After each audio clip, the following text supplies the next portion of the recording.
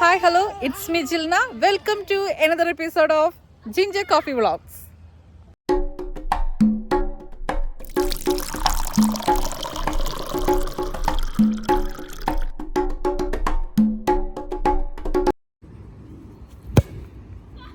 എവിടേക്ക് പോയേ?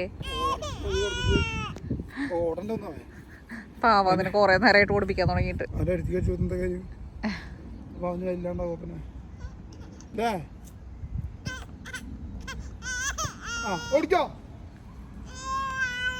ഓടങ്ങോട്ട്.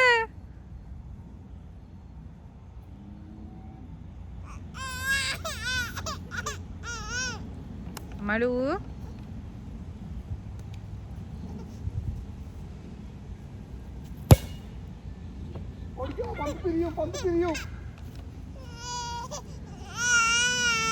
എന്റെ അണ്ടി പെണ്ണെ പോടുന്ന് എന്നെ കൊടുക്കല്ലേ. അമ്മളുവേ അമ്മയുടെ പൊന്നിന്തി അമ്മയുടെ പൊന്നിന്തി വേറെ കളി വാ വേറെ കളി വാ. ഓ എന്റെ അടി പെണ്ണെ ഓ ആ പന്ത് കാലുമേ തട്ടി പഠിച്ചേ. എന്തിന് എന്തിന് കാലുമേ അമ്മളിപ്പണിന് കളിച്ചനാ? തട്ടി തട്ടി നിക്ക് നോക്കട്ടെ. അമ്മയുടെ പൊന്നിനും പോണ കളിക്കാൻ ചേട്ടന്റെ കൂടെ. പെണ്ണെ പെണ്ണെ പതുക്കെ ചെയ്യാപ്പം ചെയ്യണ പോലെ അപ്പൊ അപ്പം ചെയ്യണം നോക്കി പഠിക്കാം എങ്ങനെയാണ്.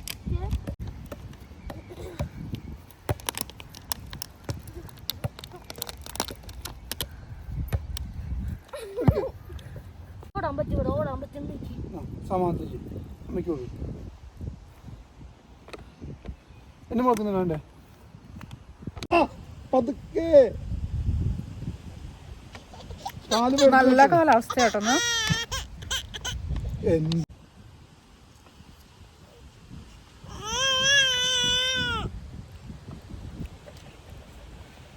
പെടുക്കെ ഇറങ്ങിന്നോ ഓടിയമ്മ ചേട്ടൻ കളിക്കുന്നുണ്ടോ അവിടെ? ചേട്ടൻ കളിക്കുന്നുണ്ടാ? എൻ്റെ അപ്പയ്ക്ക് സൂപ്പറുണ്ട് എൻ്റെ കളി.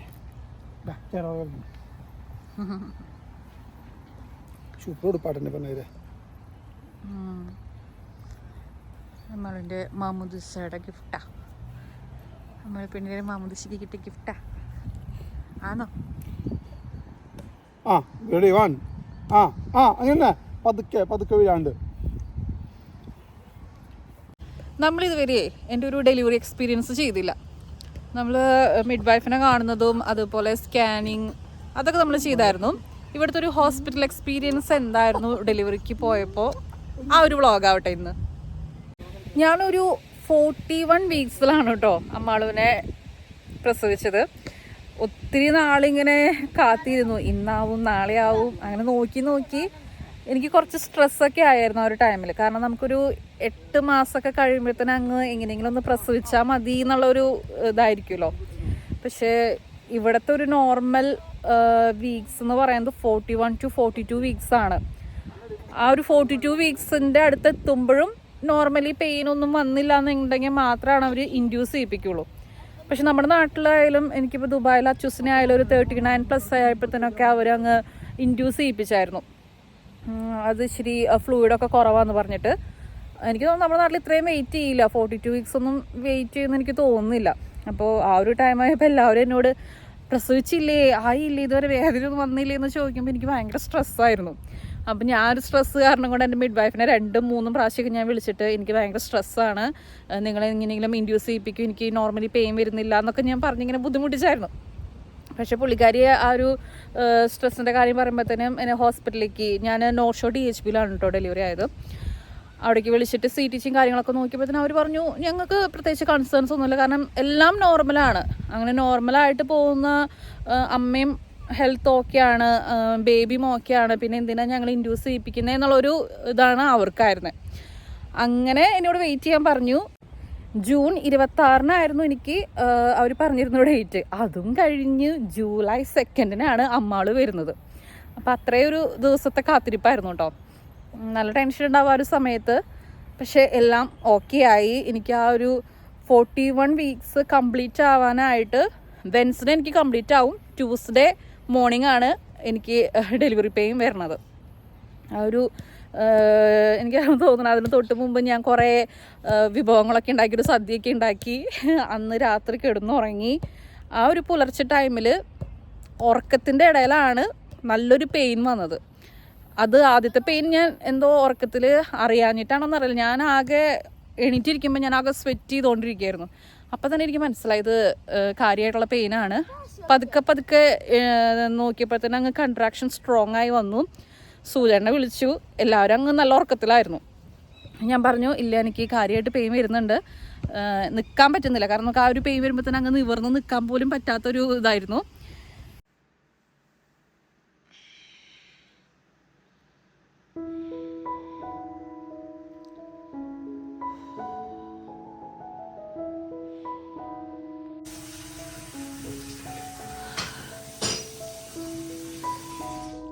സൂചേട്ടാ, മോള് വരുമ്പോ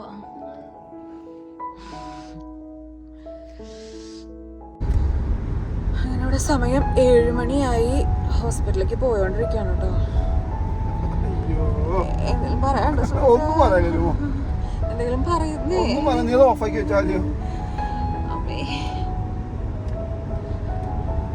കർത്താവേ, എനിക്ക് വയ്യ.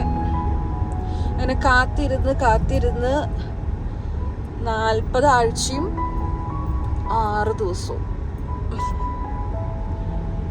അങ്ങനെ ഞാൻ ആ ഒരു ടൈം തന്നെ ഞാൻ എൻ്റെ മിഡ് വൈഫിനെ വിളിച്ചു. ഈ ഒരു ടൈമായി, എനിക്ക് പെയിൻ സ്റ്റാർട്ട് ചെയ്തിട്ടുണ്ട്. അപ്പോൾ അവർ പറഞ്ഞു ഓൾറെഡി ഓക്കെ, നീ എന്ന് വെച്ചാൽ പാക്ക് ചെയ്തോളൂ, നേരെ DHBയിലേക്ക് വരാൻ പറഞ്ഞു കേട്ടോ. ആ ഒരു എനിക്ക് തോന്നുന്നു ഒരു പുലർച്ചെ ഒരു 3:30ക്കാണ് ആദ്യത്തെ ഒരു പെയിൻ വരുന്നത്. 3 to 3:30 ആ ഒരു ടൈമിലാണ് ആദ്യത്തെ കൺട്രാക്ഷനും പെയിനും വരുന്നത്. അവിടെ നിന്ന് അങ്ങോട്ട് കുറച്ച് സ്ട്രോങ് ആയി.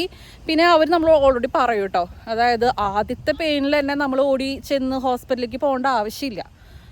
നമ്മുടെ ആ ഒരു പെയിൻ സ്ട്രോങ് ആയി വിത്തിൻ എന്താ പറയുക 5 മിനിറ്റ്സ് കൂടുമ്പോൾ പെയിൻ സ്ട്രോങ് ആയിക്കൊണ്ടിരിക്കുകയാണെങ്കിൽ മാത്രമാണ് നമ്മൾ ഹോസ്പിറ്റലിലേക്ക് പോയാൽ മതി എന്ന് അവർ പറഞ്ഞിട്ടുണ്ടായിരുന്നു മുമ്പേ. അങ്ങനെ ഞാൻ നോക്കിയപ്പോഴത്തേനും വന്ന പെയിനൊക്കെ നല്ല പെയിനായിരുന്നു. ഒരു 3:30 തൊട്ട് ഒരു 6:30 ആയപ്പോഴത്തേനും അങ്ങ് സ്ട്രോങ് ആയി തുടങ്ങി. നമ്മൾ ചെറിയ ചായയൊക്കെ കുടിച്ചിട്ട് നമ്മൾ വീട്ടിൽ നിന്ന് ഇറങ്ങി. ഒരു 6:30 6:45 ആയപ്പോഴത്തേനും വീട്ടിൽ നിന്ന് ഇറങ്ങി. അത് കഴിഞ്ഞ് അവിടെ എത്തി, അവർ അഡ്മിറ്റാക്കി. നമ്മൾ നേരെ പോകുന്നത് ലേബർ റൂമിൻ്റെ ഉള്ളിലേക്കാട്ടോ, ബർത്ത് സ്യൂട്ടിലേക്കാണ് നമ്മൾ ആദ്യം പോകുന്നത്. അവിടെ രജിസ്റ്റർ ചെയ്ത് നമ്മളെ നേരെ ഒരു റൂമിലേക്ക്, ഓരോ റൂമാണ്, സെപ്പറേറ്റ് റൂമാണ്. അപ്പോൾ ഒരു റൂമിൽ ഞാനിങ്ങനെ കിടന്നു. അവർ CTGയും കാര്യങ്ങളൊക്കെ കണ്ടിന്യൂസ് ആയിട്ട് വെച്ച് ഞാൻ നോക്കിയപ്പോഴത്തേനും ഞാൻ ചെന്ന് ഒന്ന് ജസ്റ്റ് എടുക്കുമ്പോഴത്തേനും എൻ്റെ മിഡ് വൈഫ് വന്നു കേട്ടോ, ആനി വന്നു. പിന്നെ അതിൻ്റെ ഉള്ളിൽ ഒരു എന്താ പറയുക പെയിൻ വരുന്നു, കൺട്രാക്ഷനും ഒക്കെ ആയിട്ട് കുറച്ച് നേരം ഒരു 7:30 7:45 ആയപ്പോൾ അവർ PV ചെയ്ത് നോക്കി. അപ്പോൾ എന്നോട് പറഞ്ഞു ഓൾമോസ്റ്റ് ഒരു 6 സെൻറ്റിമീറ്റർ ഡയലേഷൻ ഉണ്ടായിരുന്നു.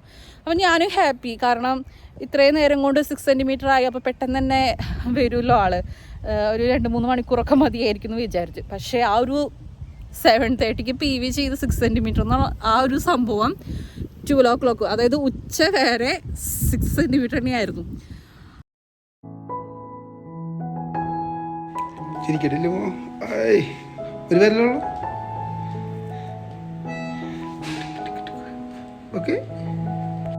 ഞാൻ ഹോസ്പിറ്റലിൽ അഡ്മിറ്റ് ആവുന്ന ആ ഒരു ടൈം വരെ ഞാൻ ഒരു ഡോക്ടേഴ്സിനെയും കണ്ടിട്ടില്ല കേട്ടോ.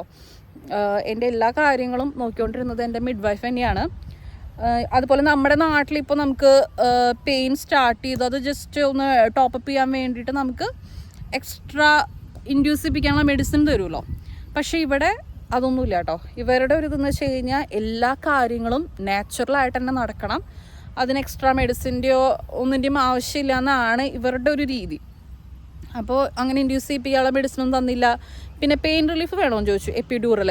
അപ്പോൾ ഞാൻ പറഞ്ഞു ഇല്ല, ഓൾറെഡി 6 സെൻറ്റിമീറ്റർ ആയല്ലോ, അപ്പോൾ പിന്നെ കുറച്ചും കൂടെ അങ്ങ് സഹിച്ച് കഴിഞ്ഞാൽ നോർമലി അങ്ങ് കാരണം എൻ്റെ മനസ്സിൽ എനിക്കിപ്പോഴും ഒരു എപ്പിഡ്യൂറലിട്ട് കഴിഞ്ഞാൽ എന്തെങ്കിലുമൊക്കെ കോംപ്ലിക്കേഷൻ ഉണ്ടാവുമോ അങ്ങനത്തെ ഒരു ചിന്താഗതിയാണ്. അപ്പോൾ പിന്നെ ഞാനങ്ങ് പറഞ്ഞു ഓക്കെ വേണ്ട, എന്തായാലും ഇത്ര ആയില്ലേ, അപ്പോൾ എനിക്ക് പെയിൻ മെഡിസിനൊന്നും വേണ്ട, ഞാൻ സഹിച്ചോളാം എന്ന് പറഞ്ഞിട്ട് ഞാൻ അങ്ങനെ തന്നെ പെയിനൊക്കെ സഹിച്ച്. പക്ഷേ എനിക്ക് തോന്നുന്നു അച്ചൂസിൻ്റെ ആ ഒരു ടൈമിൽ ഞാൻ ഭയങ്കരമായിട്ട് എനിക്ക് പെയിനൊന്നും അങ്ങനെ കൺട്രോൾ ചെയ്യാൻ പറ്റുന്നുണ്ടായിരുന്നില്ല. ഭയങ്കര ഇങ്ങനെ ഒച്ചയൊക്കെ കരയായിരുന്നു. പക്ഷേ അമ്മാളിൻ്റെ ഒരു ടൈമിൽ എനിക്കറിയാം സൂരജേട്ടൻ മാത്രമേ ഉള്ളൂ എൻ്റെ കൂടെ. അപ്പോൾ ഞാൻ ഒത്തിരി അങ്ങനെ സ്ട്രെസ്സായി കരഞ്ഞു കഴിഞ്ഞാൽ സൂരജേട്ടനും അത് വിഷമാവുമല്ലോ. അപ്പം ഞാൻ മാക്സിമം ഇങ്ങനെ പ്രെയർ ചെയ്ത് കൊന്തയൊക്കെ കൈ പിടിച്ച് ഇങ്ങനെ പ്രെയർ ചെയ്ത് കൊടുക്കുമായിരുന്നു. അപ്പം ഞാൻ ഇങ്ങനെ പ്രെയർ ചെയ്യുമ്പോൾ നമുക്ക് മലയാളത്തിലാണല്ലോ നമ്മൾ പറയുന്നത്. അപ്പോൾ എൻ്റെ മിഡ് വൈഫ് സൂരജേട്ടനോട് ചോദിക്കും ഇവളെന്താ ഈ പറയുന്നത് ഇങ്ങനെ ചോദിക്കുമായിരുന്നു. സൂരജേട്ടൻ പറയില്ല ഞങ്ങളുടെ പ്രെയറാണ്. അപ്പം ഞാൻ അങ്ങനെ നല്ലൊരു എന്താ പറയുക സമാധാനമായിട്ടായിരുന്നു കേട്ടോ, അല്ലാണ്ട് ഒത്തിരി അങ്ങനെ ബഹളം വയ്ക്കുകയോ അങ്ങനെ ഒന്നും ചെയ്തില്ല. നല്ല പെയിൻ ഉണ്ടായിരുന്നു. അത് കഴിഞ്ഞ് 12 മണിയായി. അപ്പോൾ ഇതിൻ്റെ ഇടയ്ക്ക് PV ചെയ്ത് നോക്കുന്നുണ്ട്. അപ്പോൾ അവർ ഇല്ല സ്റ്റിൽ 6 സെൻറ്റിമീറ്റർ ആണ് എന്നൊക്കെ പറയുമ്പോഴത്തേനും എനിക്ക് പിന്നെ അങ്ങ് ടെൻഷനായി തുടങ്ങി. കാരണം ആ ഒരു 6 സെൻറ്റിമീറ്റർ അങ്ങോട്ട് പിന്നെ മാറുന്നില്ല. അപ്പോഴത്തേനും ഞാനൊരു 12 മണിക്ക് നോക്കിയപ്പോഴത്തേനും 6 സെൻറ്റിമീറ്റർ എന്ന് പറഞ്ഞപ്പോൾ ഞാൻ പറഞ്ഞു എനിക്ക് എന്തെങ്കിലും പെയിൻ മെഡിക്കേഷനോ അല്ലെങ്കിൽ ഇൻഡ്യൂസ് ചെയ്യിപ്പിക്കാനുള്ള എക്സ്ട്രാ എന്തെങ്കിലും മെഡിസിനൊക്കെ തരാൻ പറഞ്ഞിട്ട് എനിക്ക് അങ്ങ് സഹിക്കാൻ പറ്റാണ്ടായി. അപ്പോഴാണ് ഞാനൊരു ഡോക്ടറെ കണ്ടത്. കാരണം ഡോക്ടർ വന്നിട്ട് പറഞ്ഞു ഈ ഒരു ഓക്സിറ്റോസിൻ തരണമെങ്കിൽ, അതായത് ഇൻഡ്യൂസ് ചെയ്യിപ്പിക്കാനുള്ള മെഡിസിൻ തരണമെങ്കിൽ ഡോക്ടറുടെ പ്രത്യേകമായിട്ടുള്ള ഒരു ഇത് വേണം, ഓർഡർ വേണം. അപ്പോൾ എന്നെ കാണാൻ വന്നു. അപ്പോൾ ഞാൻ ഇങ്ങനെ പറയുകയാണ് എനിക്ക് എന്തെങ്കിലും വേണം എന്നുള്ള രീതിക്ക് തന്നെ വേദന സഹിക്കാൻ പറ്റാണ്ടായപ്പോൾ ഞാൻ പറഞ്ഞു എനിക്ക് എപ്പിഡ്യൂറലും വേണം, കാരണം ഇത്രയും സഹിച്ചിട്ടൊന്നും ആയിട്ടില്ലല്ലോ, 6 സെൻറ്റിമീറ്റർ തന്നെ നിൽക്കുകയാണല്ലോ. അപ്പോൾ അതൊക്കെ ചെയ്യാനായിട്ട് ആൾക്കാർ വന്നു. അങ്ങനെ എപ്പിഡ്യൂറൽ തരാൻ വേണ്ടിയിട്ട് ഞാൻ എണീച്ചിരുന്ന് ഒട്ടുമേ പറ്റുന്നില്ല. എണീറ്റിരുന്ന് അവർ വന്ന് എന്നെ പ്രിക്ക് ചെയ്തിട്ട് പക്ഷേ ജസ്റ്റ് കിട്ടിയില്ല, അവർക്ക് ശരിയായില്ലായിരുന്നു. പക്ഷെ ആ എണീറ്റിരുന്ന സമയത്ത് എനിക്ക് നല്ല 2 സ്ട്രോങ് കൺട്രാക്ഷനും പെയിനായിട്ട് വന്നു. ഓൾമോസ്റ്റ് ആയി. കൊച്ചിൻ്റെ തല കണ്ടു അവർക്ക് കാണാമായിരുന്നു, ആ ഹെയർ പാർട്ടിൻ്റെ അത് കാണാമായിരുന്നു അവർക്ക്. അപ്പോൾ അവർ പറഞ്ഞു ഇല്ല ഇനിയിപ്പോൾ ഒന്നിൻ്റെ ആവശ്യമില്ല, എക്സ്ട്രാ ഒരു മെഡിസിനോ അല്ലെങ്കിൽ എപ്പിഡ്യൂറലോ ഒന്നും ആവശ്യമില്ല, ഓൾമോസ്റ്റ് ആയി. അങ്ങനെ ഒരു 12:42 ഞാൻ അമ്മാളുവിനെ ഡെലിവറി ആവുന്നത്. അമ്മാളു 3.5 ആയിരുന്നു കേട്ടോ വെയിറ്റ്. ഭയങ്കര ഒരു ആകാംക്ഷയായിരുന്നു എനിക്ക് കാണാനായിട്ട്. ഇങ്ങനെ അത് എല്ലാവർക്കും അറിയാമല്ലോ, എല്ലാ അമ്മമാർക്കും അറിയാമല്ലോ എങ്ങനെയുണ്ട്. ആ ഒരു കാണുന്ന ആ ഒരു ടൈം ഭയങ്കര ഒരു സന്തോഷമായിരുന്നു.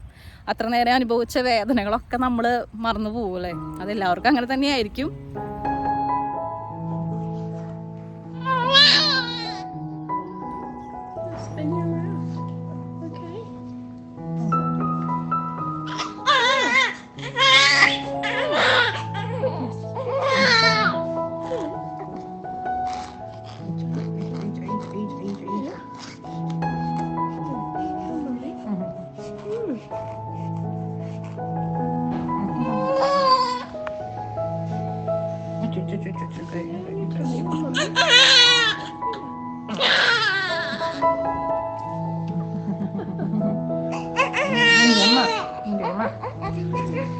माल बने माल बने. സൂര്യേട്ടനും ഭയങ്കര എക്സൈറ്റ്മെന്റ്, കാരണം ഇത്രയും നാൾ നമ്മൾ വെയിറ്റ് ചെയ്തിരുന്ന ഒരാളെ നമ്മുടെ കയ്യിലേക്ക് കിട്ടാൻ പോവാണല്ലോ. ഈ സൂര്യേട്ടൻ ഭയങ്കര സന്തോഷമായിരുന്നു. അമ്മാള് വന്നു എന്നൊക്കെ പറഞ്ഞിട്ട് ഭയങ്കര ആ ഒരു ടൈം ഫുള്ള്, അതായത് ആ പെയിൻ വന്ന് സ്റ്റാർട്ട് ചെയ്ത് ആ ഒരു ടൈം ഫുള്ള് എൻ്റെ കൂടെ സൂര്യേട്ടൻ ഉണ്ടായിരുന്നു കേട്ടോ. എന്താ പറയുക, അതന്നെ എൻ്റെ ഏറ്റവും വലിയൊരു ആശ്വാസം. ആ ഒരു പെയിൻ വരുന്ന സമയത്ത് നമുക്ക് ഒത്തിരി ടെൻഷനും കാര്യങ്ങളൊക്കെ ആവുമല്ലോ ആ ടൈമിൽ. പക്ഷേ എൻ്റെ കൂടെ എപ്പോഴും എന്താ പറയുക ഭയങ്കര സ്ട്രോങ് ആയിട്ട് സൂര്യേട്ടൻ നല്ലൊരു കെയറാണ്. എനിക്ക് ആ സമയത്ത് എനിക്കൊന്നും വേറെ ചിന്തിക്കേണ്ട ഒരു ആവശ്യമില്ല, അത്രയും കട്ടക്ക് സപ്പോർട്ട് ചെയ്ത് കൂടെ നിന്നു. അതുകൊണ്ടാണ് തോന്നുന്നു എനിക്ക് അത്രയും ഒരു ഈസി ആയിട്ട് തോന്നിയത്. പെയിൻ ഉണ്ടെങ്കിൽ കൂടിയും നല്ല ഒരു എക്സ്പീരിയൻസ് ആയിരുന്നു.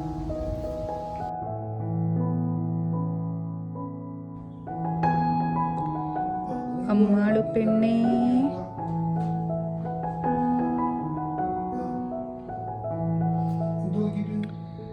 അമ്മാളു പെണ്ണേ.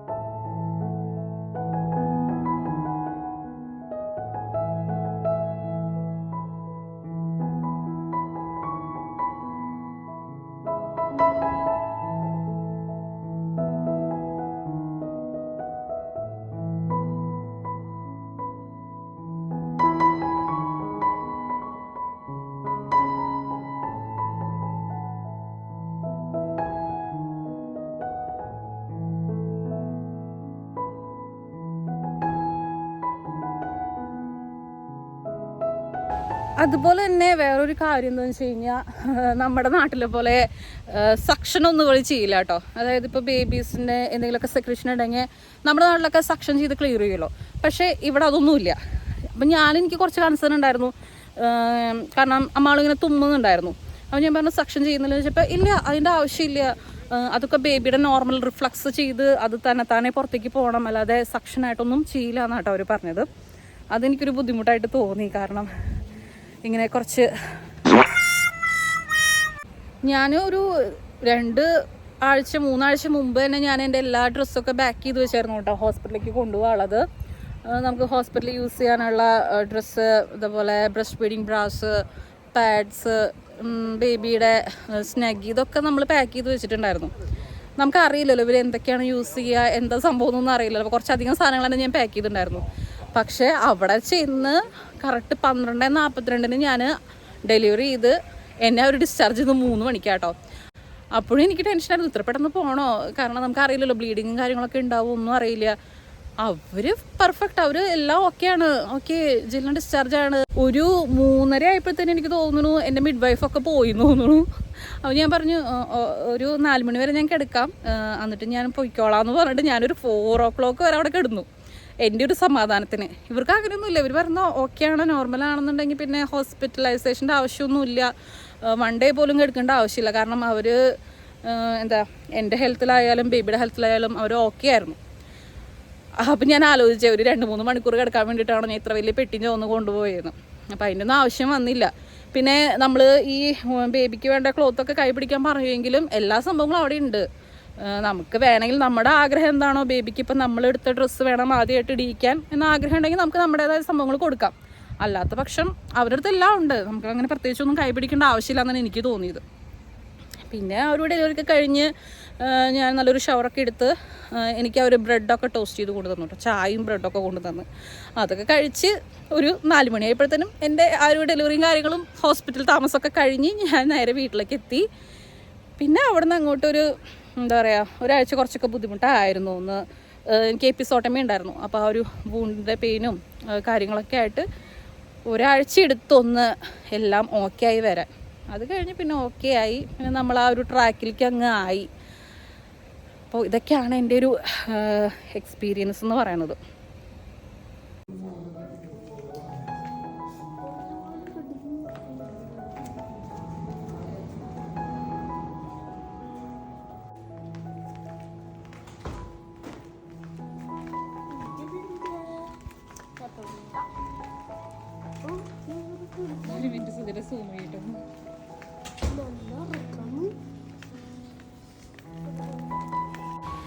അന്ന് കയ്യിൽ കിട്ടുമ്പോൾ കുഞ്ഞി ഭാവിയായിരുന്നു. ഇപ്പോൾ എൻ്റെ അമ്മാളിപ്പെണ്ണ് വലുതായി. ഇപ്പോൾ എത്ര പെട്ടെന്നല്ലേ സമയങ്ങളൊക്കെ പോകുന്നത്.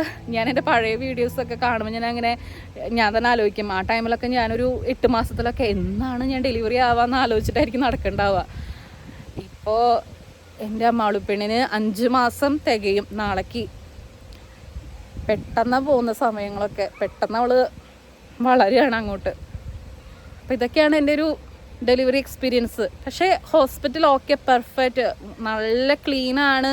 അതുപോലെ സ്റ്റാഫായാലും എൻ്റെ മിഡ് വൈഫ് ആയാലും ഒക്കെ ഞാനൊരു 110% സാറ്റിസ്ഫൈഡ് ആണ്.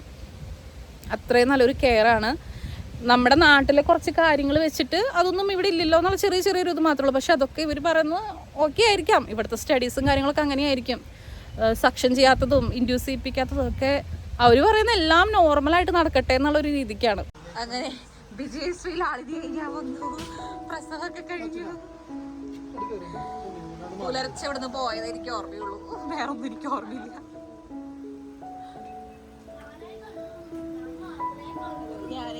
ഞാൻ മാത്രമേ കണ്ടുള്ളൂ.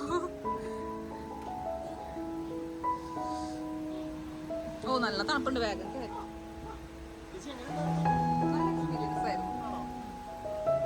അതുകൊണ്ട് ആ വഴിക്ക് ഇനി പോണെന്നേ തോന്നുന്നില്ല.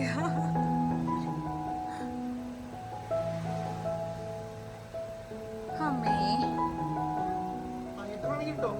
ഹീറ്റ് ഇട്ടോ, വരൂ അപ്പേ.